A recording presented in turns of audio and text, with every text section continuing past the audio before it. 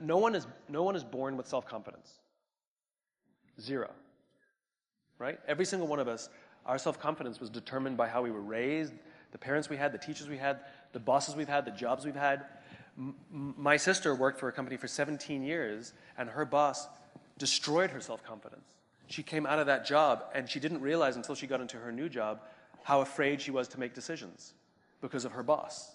And it took a while for her to get her confidence back. And so if somebody's insecure, we have to over and over and over again prove to them, because we don't know where they came from. We don't know what kind of trouble they got in before for being honest, right?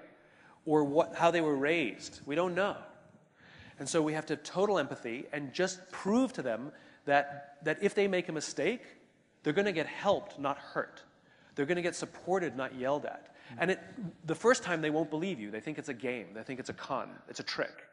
The second time, maybe. And we just have to keep at it. That every time, I used to have somebody on my team who would regularly lie to me, right? Because she would rather lie to me than tell me that she made a mistake.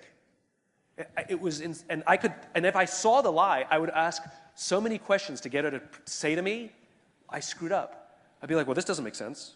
Because I can't say you're lying to me, right? I'd just say, this doesn't make sense. This doesn't make sense. If this adds up to this, then why is it that? And the lie would get bigger, and then she would yell at me about how I don't trust her. And then at the end, I have to be like, listen, it clearly doesn't add up.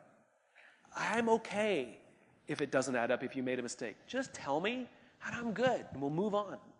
But when you deceive me, I'm going to ask you so many questions to get to the truth that it's going to get worse and worse and worse.